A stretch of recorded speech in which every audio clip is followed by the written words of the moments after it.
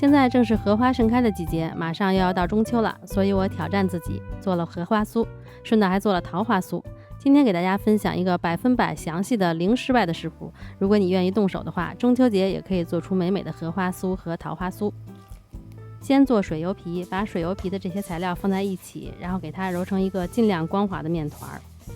刚开始呢，一下不会揉到太光滑的状态，就揉到我这个状态就可以了，然后给它盖上松弛着。再来做油酥，把猪油和低筋面粉放在一起，给它们混合搅拌均匀。如果可以的话，把它放在桌子上，用刮板给它反复的碾压，这样它能混合的更均匀。开酥成功的第一个关键点就是水油皮和油酥的软硬度要保持一致。如果能保持一致的话，这样你开酥已经成功一半了。油酥混合好以后不需要松弛，给它分成12个盖好，然后再把椰蓉馅做出来。椰蓉馅的做法很简单，把这些材料放在一起混合均匀就好了，然后也是给它分成12个放冰箱里冷藏。等前面的步骤都完成了以后，然后再来检查水油皮有没有出膜。水油皮一定要让它出膜，这样才会有延展性，擀的时候才不容易破。有这种厚膜的状态就可以了，然后也是给它平均分成12个，盖好松弛10分钟。然后就把水油皮压扁，把油酥放在上边，给它包起来。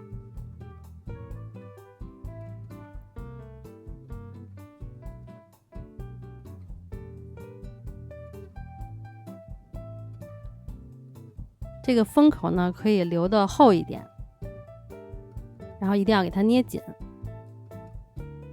再松弛10分钟。10分钟以后压扁，擀成牛舌状。擀的时候要轻柔一些，不要太用力。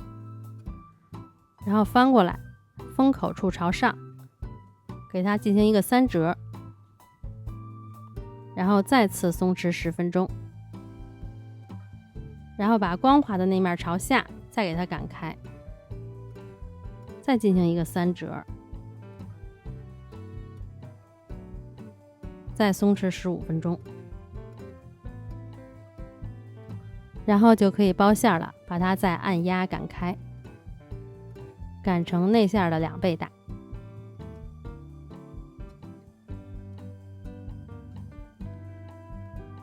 放上这个椰蓉馅，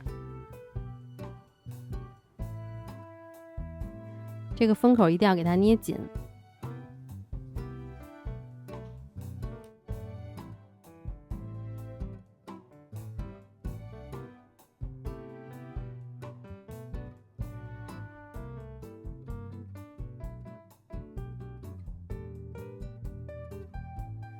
捏紧以后再滚圆一下，把所有12个都包好以后再进行下一步，这样前边的也可以松弛。用不到的要先给它盖好防干。先来做荷花酥，荷花酥要放在油锅里炸才能有那样的状态。用小刀在面团上给它划3刀，分成6个花瓣，刀要划到内馅处，要把这个皮完全割开。从侧面来看呢，是划到这个面团的2/3处。炸荷花酥有一个很重要的一点，就是油温，油温一定不能超过130度，把油温加热到120度，然后就把它放进去炸。最好是可以有一个温度计看着点，因为在炸的过程中，这个油温可能还会上升，如果油温上升的话，就把火关掉，关着火炸。刚放进去的时候它是沉底儿的，慢慢的花瓣会绽开，里边的水分炸出来以后它会变轻，然后会浮上来。浮上来以后也不要着急捞出来，再炸一会儿。炸到什么时候是合适的呢？就是你捞出来的时候，这个花瓣是支棱着的，不是耷拉下来的，这样才是合适的状态。这个就是没炸到位的，就是你一捞出来的时候，它这个花瓣都是耷拉下来的。这个时候这个花瓣也很软，完全不脆。从我们家睡莲的缸里剪下一片新鲜的荷叶，内馅上面我撒了一点干桂花装饰，嘿嘿，感觉美美的。可以只炸几个，然后剩下的做桃花酥。封口处压在下边，然后压扁，用剪子剪5下，给它剪成5个花瓣的样子，尽量给它剪得均匀一些。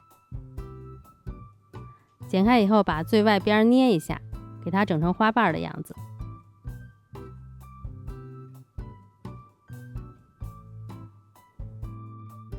这一个桃花大致的造型就出来了。用手蘸一点鸡蛋液抹在中间，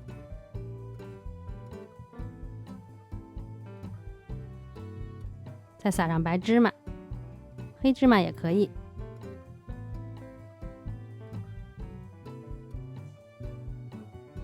再用小刀在每个花瓣上面划2刀，这样这个桃花酥就整形好了。把所有桃花酥都整形好以后，就可以放入烤箱里烤了。烤箱要提前预热好，上下火160度预热15分钟。烤箱的中下层上下火160度烤30分钟。烘烤结束以后取出来，放在晾架上晾凉。这样桃花酥也做好啦。这样咱们就很轻松的一次解锁2款美丽的中秋酥点。荷花酥刚做好以后，我到院里一看，我们家的睡莲居然也开花了，仅此一朵，赶快给它记录下来。那今天就到这里啦，如果做顺手了的话，其实不太难，期待着大家的作业哦。我们下个视频再见啦，拜拜。